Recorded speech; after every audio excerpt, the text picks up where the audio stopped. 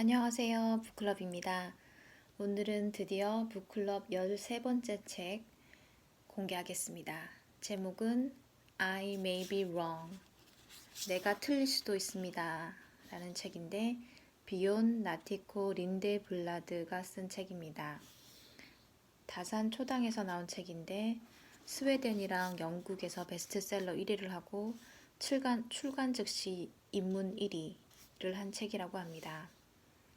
숲속의 현자가 전하는 마지막 인생 수업 2022년 모두에게 잊히지 않을 삶과 지혜 내가 틀릴 수도 있습니다. 화이트 에디션.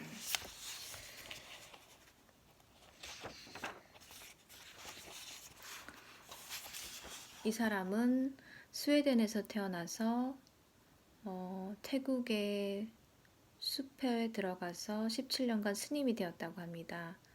그러다가 17년 후에 루게릭병을 얻었고 죽기 직전에 쓴 책이라고 합니다. 17년 동안 깨달음을 얻고자 수행에 매진한 결과 머릿속에 떠오른 생각을 다 믿지 않게 되었습니다. 그게 제가 얻은 초능력입니다. 누구에게나 있는 초능력이지요. 당연히 여러분에게도 있어요. 혹시라도 그 능력을 잃어버렸다면 다시 찾아내도록 제가 이끌어줄 수 있습니다. 저는 영적으로 또 개인적으로 성장하고자 오랫동안 부단히 노력했습니다. 그 과정에서 배운 것을 함께 나눌 기회가 참 많았다는 점에서 저는 진정으로 복받은 사람입니다. 그런 기회가 주어질 때마다 깊은 의미를 발견하곤 했습니다.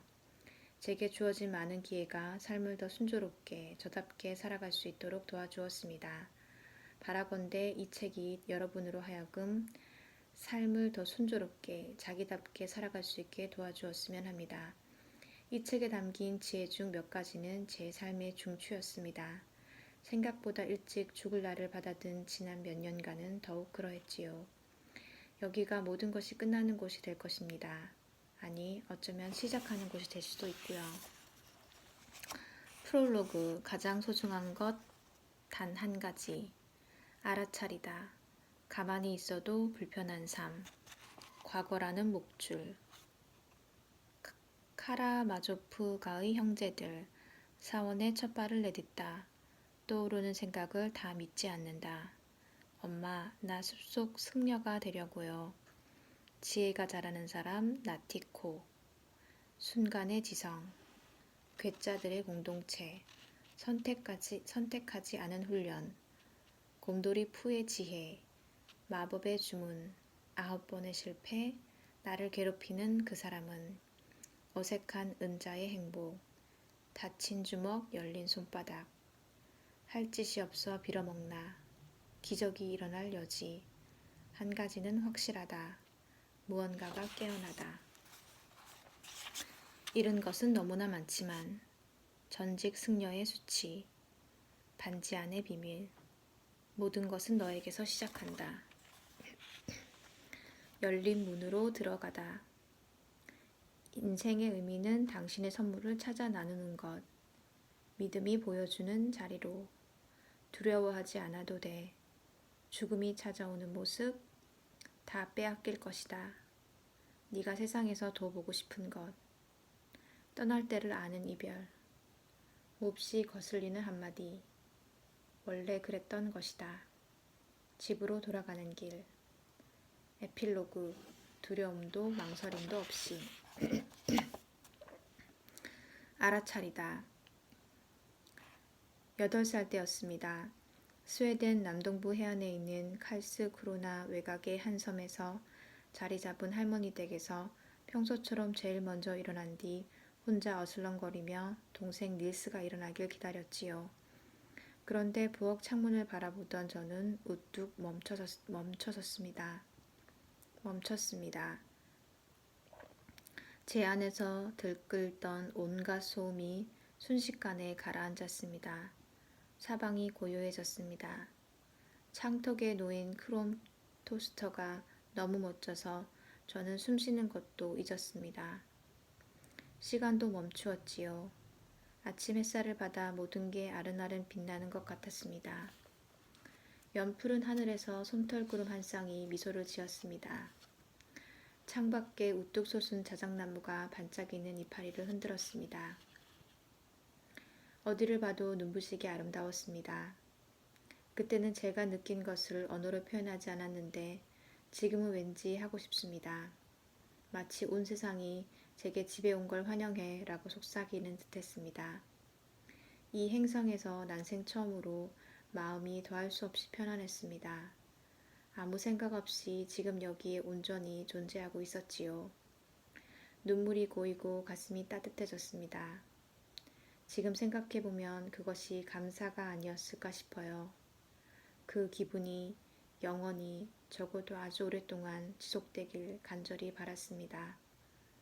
물론 그 바람은 이루어지지 않았지요. 그래도 그날 아침의 기억은 어제 일처럼 아주 생생합니다. 저는 마음챙김, mindfulness라는 용어가 편치 않습니다.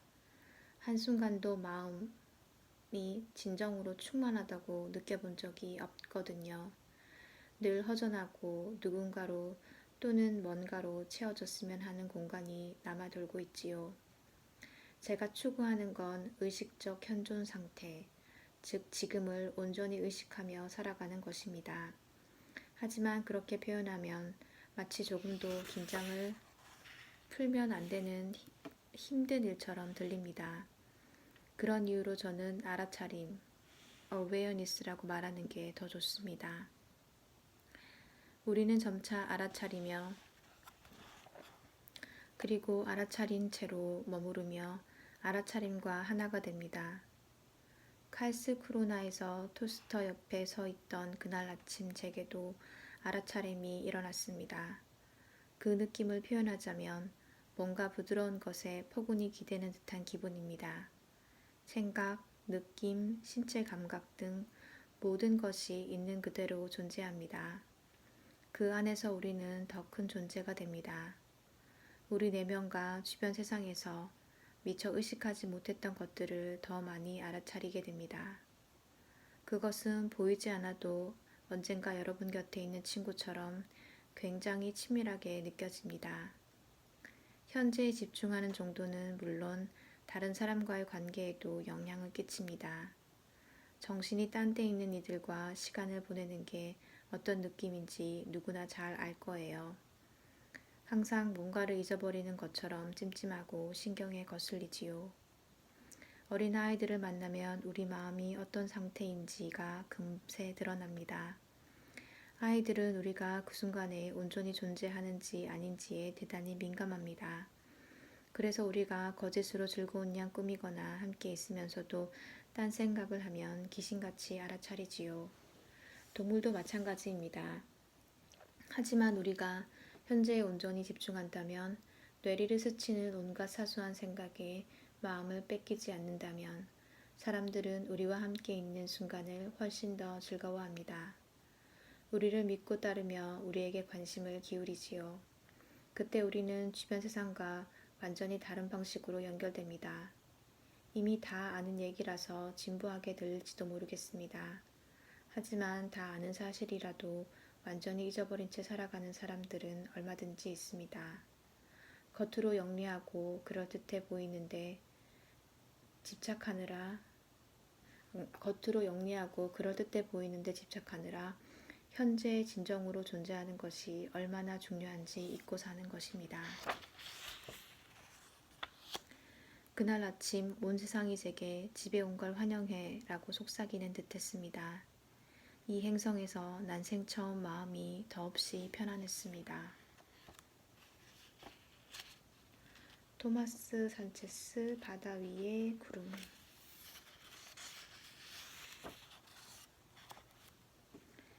가만히 있어도 불편한 삶. 대학교를 골라갈 수 있을 만큼 좋은 성적으로 졸업했지만 딱히 장래 계획이 있는 것도 아니었습니다. 별 생각 없이 유망하다는 학위 과정을 몇 군데 지원했습니다.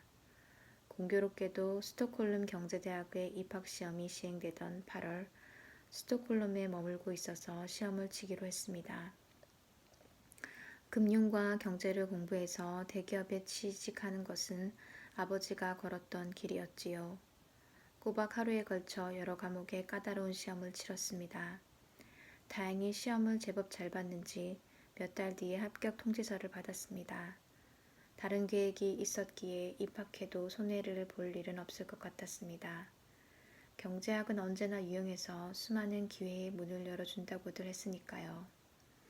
하지만 스톡홀름 경제대학에 입학한 진짜 이유는 따로 있었습니다. 아버지가 저를 자랑스러워할 것 같았거든요. 23살 때인 1985년 봄에 학위를 받았습니다. 스웨덴의 노동시장이 호황을 누리던 시기였습니다. 기업체는 인재를 선점하려고 학교를 졸업하기도 전인 학생들을 채용했습니다. 5월의 어느 화창한 저녁, 스톡홀름 중심부인 스트란드 배연의 고급 식당에서 저는 중견 투자은행가와 마주 앉아 있었습니다. 저녁 식사를 하면서 면접을 보는 자리였지요. 저는 총명한 인상을 심어주는 동시에 음식도 먹으려고 온 힘을 기울였습니다. 제게는 늘 쉽지 않은 일이었지요. 식사와 면접이 무사히 다 끝나고 악수를 하는데 면접관이 말했습니다. 이보게, 자네는 분명히 다음 면접을 보러 런던 본사로 오라고 요청받을 걸세. 그런데 그 전에 자네에게 충고 한마디 해도 되겠나? 예, 얼마든지요. 런던의 내 동료들과 면접을 볼 때는 업무에 좀 더 관심이 있는 척을 하게. 그분이 어떤 의미로 하는 말씀인지는 물론 알아들었지만 막상 누군가가 저를 이렇게 꿰뚫어 보자 당황하고 말았습니다. 당시 저는 다른 제 또래 젊은이들처럼 어른이 된다는 것이 뭔지 알아내려고 애쓰고 있었습니다. 그러려면 결국 어설픈 대로 전력을 다하는 수밖에 없었지요. 때로는 관심이 없는 일에도 관심이 있는 신용을 해야 할 때도 있었습니다. 그날 밤엔 제 연기력이 상대의 기대에 미치지 못했나 봅니다.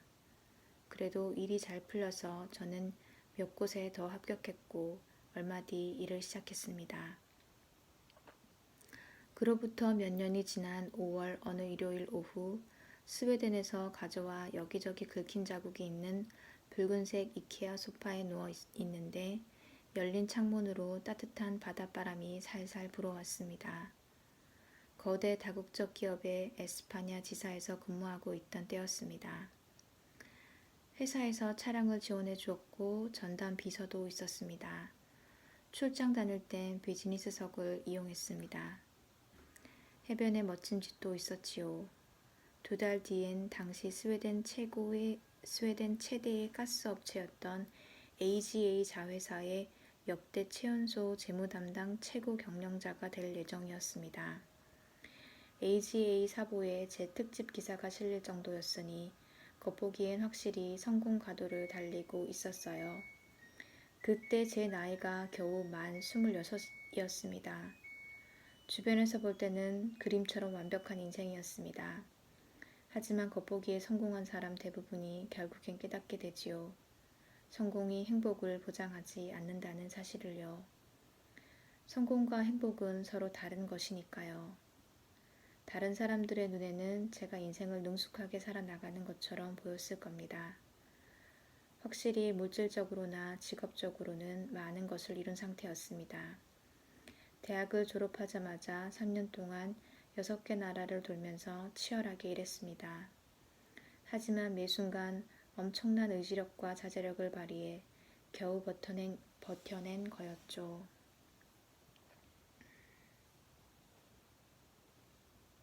저는 여전히 속내를 숨기고 재무관리에 관심이 있는 척했습니다. 우리는 무언가에 진심이 아니더라도 열심히 흉내를 내면 생각보다 무척 오래 버틸 수 있거든요. 하지만 자제력만으로는 더는 해내고 싶지 않은 날이 옵니다. 한 사람의 일상에서 대부분을 차지하는 일은 이미 존재의 더 깊은 부분에 자양분과 활력을 공급해야 합니다. 한 사람의 일상에서 대부분을 차지하는 일은 우리 존재의 더 깊은 부분에 자양분과 활력을 공급해야 합니다. 그런 유형의 자양분은 흔히 성공해서 얻을 수 없습니다. 오히려 함께 일하는 사람들과 끈끈하게 이어져 있다는 느낌에서 자신의 업무가 의미 있고 자기 재능이 어떤 식으로든 세상을 바뀌게 한다는 느낌에서 나오지요. 제 경우에는 일하러 나가려고 빈틈없이 차려입고 반짝거리는 서류 가방을 집어들면 마치 연극에 출연하려고 분장한 것 같았습니다. 아침마다 거울 앞에서 타일을 메고 엄지를 치켜 세우며 이렇게 말하곤 했지요. 자, 오늘도 신나게 시작해볼까? 하지만 속으론 이렇게 중얼거렸습니다. 기분이 별로야. 일하러 가기도 싫고. 일 생각만 하면 왜 이렇게 불안하지? 마음 한구석엔 늘 의심이 해오리처럼 몰아치는 것 같아. 내가 준비를 제대로 했을까? 기대에 부응할 수 있을까? 상사들이 나를 언제쯤 꿰뚫어 볼까? 내가 그냥 경제에 관심이 있는 척하고 있다는 걸 언제쯤 알아차릴까? 붉은색 소파에 멍하니 누워있던 그때 그런 의심이 평소보다 더 세차게 밀려드는 것 같았습니다. 문득 스톡홀름 경제대학에서 공부했던 책의 한 대목이 떠올랐습니다. 대기업 재무 담당자의 주요 동기는 무엇인가? 바로 주주의 이익을 극대화하는 것이다. 그 순간 저는 제가 주주의 이익에 아무런 관심이 없다는 사실을 깨달았습니다. 그게 나한테 무슨 의미가 있지? 내가 주주를 한 사람이라도 만난 적이 있나? 설사 만났다 해도 내가 왜 그 사람들의 재산을 최대한 불리는 데 전력을 기울여야 하지? 머릿속은 그 주에 처리할 업무를 생각하느라 분주했습니다. 제 역량으론 도저히 감당하지 못할 것 같은 일도 있었습니다.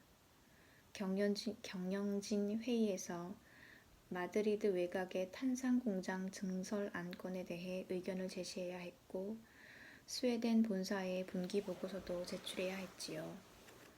아직 여유를 즐길 수 있는 일요일 오후였지만 마음속에는 다가올 업무 때문에 불안이 가득해 가만히 있어도 쉬는 것 같지 않았습니다. 그게 어떤 기분인지 다들 알 겁니다. 그런 정신 상태에서는 모든 생각이 시커먼 필터를 통과하는 것과 같습니다. 무엇을 떠올리든 불안과 걱정, 허탈감과 무력감으로 이어집니다. 그때 제 마음이 말했습니다. 어떻게 하면 이런 기분에서 벗어날 수 있을까? 여기 누워서 아무런 생각만 계속하고 있어봤자 나한테 좋을 게 하나도 없잖아. 문득 그때 읽던 책이 떠올랐습니다. 실은 이미 세 번째 읽고 있던 책이었지요. 상당히 난해한 내용이라 세 번이나 꼼꼼하게 읽었는데도 30에서 40% 정도밖에 이해하지 못한 듯 했습니다. 선과 모터사이클 관리술이라는 책이었습니다. 선과 모터사이클 관리술. 사실 이 책은 선종 불교를 다룬 것이 아니었습니다. 그렇다고 모터사이클 정비 기술을 담은 것도 아니었어요. 모호하고 어렵기도 했지만 그 안에 담긴 사상이 신선하게 다가왔습니다. 그 중에서 제가 어렴풋이 이해한 내용을 한 구절 꼽자면 다음과 같습니다. 인간 내면의 평화로운 것, 고요하고 차분한 것, 자꾸 떠오르는 갖가지 생각으로 말미암아 흐트러지지 않는 것, 그것이야말로 소중하며 주목할 가치가 있다. 인간 내면의 평화로운 것, 고요하고 차분한 것, 자꾸 떠오르는 갖가지 생각으로 말미암아 흐트러지지 않는 것. 그와 같은 것들에는 보상이 따른다. 몇 번이고 읽다 보니 뭔가 깨달음을 얻는 것 같았습니다. 좋아. 그러니까 내가 지금 떠올린 온갖 생각이 나를 힘들게 하는구나. 그런 생각을 차단하기란 불가능한 것 같군. 긍정적인 자세로 받아들인다고 해도 그건 그냥 가짜겠지. 경영진 회의를 손꼽아 기다리는 척할 수는 없잖아. 그렇게까지 얄팍해질 수는 없다고.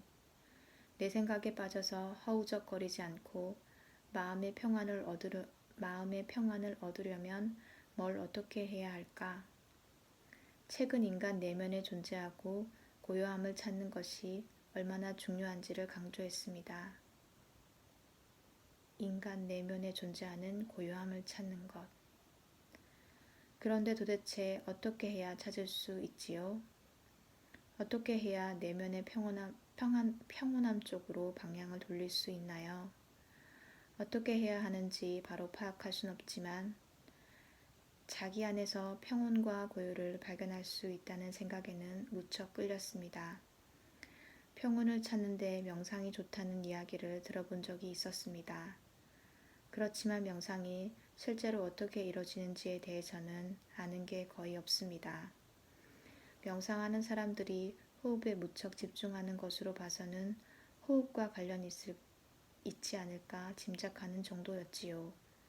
딱히 힘들 것도 없을 것 같았습니다. 제가 알기론 저 또한 태어난 그 순간부터 줄곧 숨을 쉬고 있으니까요. 물론 명상하는 사람들은 평소에 제가 숨을 쉬는 방식과 다르게 호흡에 관여하고 또 그 호흡을 관찰한다고 들었습니다. 그렇다면 저도 그렇게 하면 되지 않을까요? 한번 시도해 보기로 했습니다. 그래서 숨쉬기를 처음 하는 사람처럼 제 호흡을 추적하기 시작했습니다. 자, 이제 숨을 들이마시는 거야. 다 마셨으면 다음으로 천천히 내뱉으면 돼. 다 뱉었으면 잠시 멈춰. 평생 해오던 일이라 식은 죽 먹기였다가 호흡에 타고난 재주가 있었다고 평생 해오던 일이라 식은 죽 먹기였다거나 호흡에 타고난 재주가 있었다고 주장하진 않겠습니다. 실은 정신이 흐트러지지 않도록 집중력을 유지하느라 무척 애써야 했습니다. 10분에서 15분 정도 계속하면서 호흡만을 생각하려고 아무리 애써도 제 마음은 자꾸만 다른 곳으로 달아났습니다. 경영진 회의에서 뭐라고 말해야 하지? 저녁에 또 가스파초를 먹어야 하나? 언제쯤 스웨덴으로 돌아갈 수 있을까? 여자친구가 왜 나를 찾을까? 그러나 시간이 흐르자 점차 마음이 조금이나마 잠잠해졌습니다. 갈목할 만하거나 종교적이거나 신비한 변화를 느꼈던 것은 아니었습니다. 바쁜 일정 속에서 잠시나마 급박한 마감에 시달리지 않는 시기가 찾아왔을 때와 같은 느낌이었습니다. 그것만으로도 급류처럼 휘몰아치는 생각과 어느 정도 거리를 두기엔 충분했지요. 물 밖으로 고개를 내밀겠다고 미친 듯이 허우적거리지 않아도 됐습니다. 가슴을 짓누르던 압박이 살짝 느슨해졌어요. 갖가지 생각으로 불안해하는 사이사이에 평온을 유지하는 시간이 조금씩 길어졌습니다. 그저 존재한다는 느낌에 다가가게 되었지요. 이렇게 비교적 차분해졌을 때였습니다. 제 안의 고요한 공간에서 어떤 생각이 불쑥 떠올랐습니다. 어쩌면 생각이라기보다는 충동에 가까울지도 모르겠군요. 갑작스럽게 제 안에서 튀어나왔거든요. 그것은 일련의 사고 과정에서 도출된 마지막 연결고리도 추론의 결과도 아니었습니다. 실말이나 전제가 아니라 완전한 결론이 되어 제 앞에 불쑥 나타났습니다. 앞으로 나아갈 때가 됐어. 마음을 정하는데 5초도 걸리지 않았습니다. 직장을 그만두고 다 내려놓기로 마음먹자 속이 후련했지요. 그 결정은 위험하면서도 역동적으로 느껴졌습니다. 끓어오르는 에너지가 파도처럼 밀려와 온몸을 휘감는 것 같았습니다. 벌떡 일어나 덩실거리며 춤을 췄습니다. 그때 제 모습은 정글북에 나오는 갈색곰 발루 같아 보였을 거예요. 흥겹고 신나 있었지요. 어깨너머로 곁눈질하면서 사람들이 어떻게 생각할지 신경 쓰지 않고 스스로 내린 첫 번째 결정이었습니다. 며칠 뒤 저는 사직서를 제출했습니다.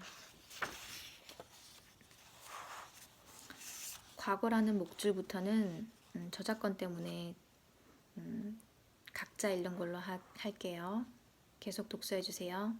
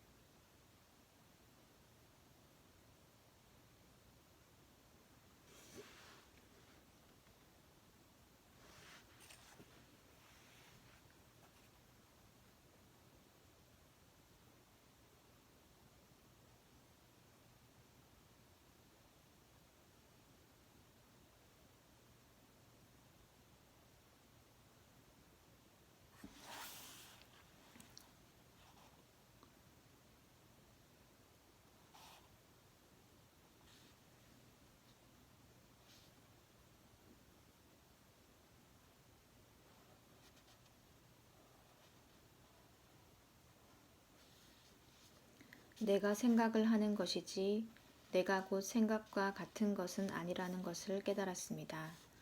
내가 생각을 하는 것이지 내가 곧 생각과 같은 것은 아니라는 것을 깨달았습니다.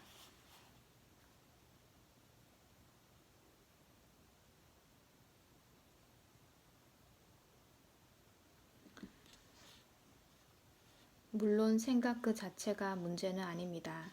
하지만 떠오르는 생각을 모두 무의식적으로 인지하고 무비판적으로 자신과 동일시한다면 심각한 문제입니다.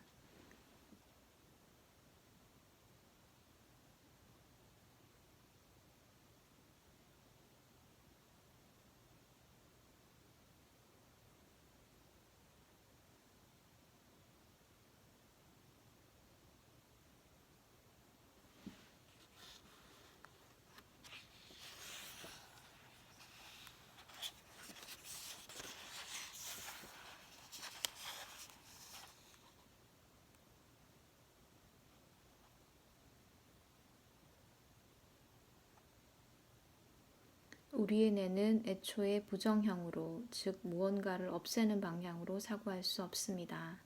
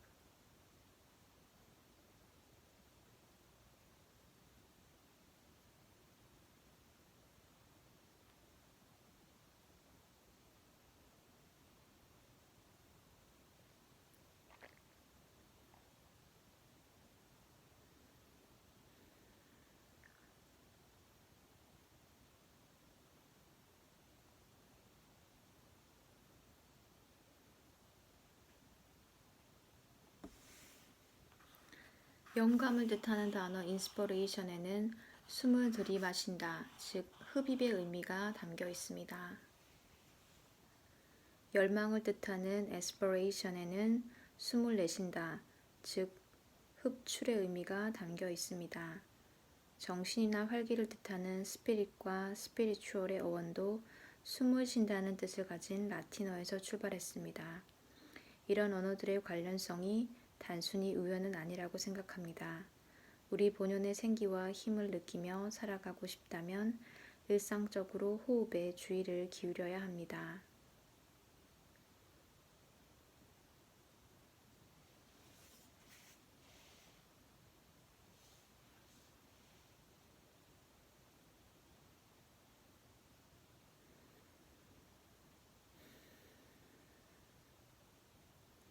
태어나서 죽을 때까지 한 번도 자기 몸을 드나드는 호흡을 의식하지 못하는 사람들이 있습니다. 이들은 그만큼 자기 자신에게서 멀리 떨어져 사는 것입니다.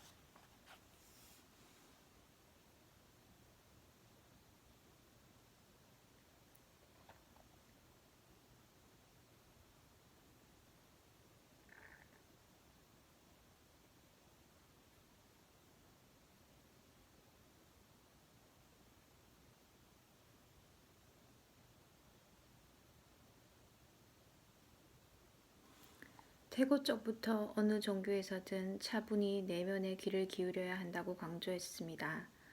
그 중요성은 불교나 명상에만 국한된 것이 아닙니다. 오히려 이것은 인간답게 존재하기 위한 일입니다.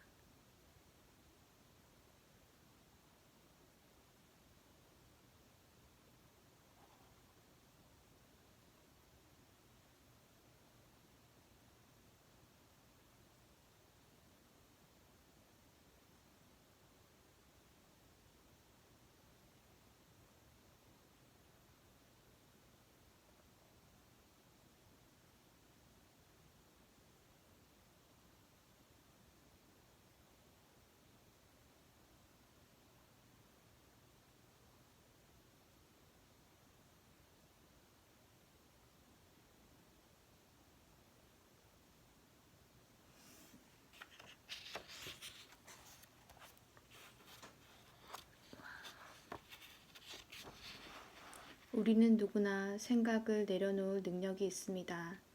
다만 약간의 연습이 필요할 뿐입니다.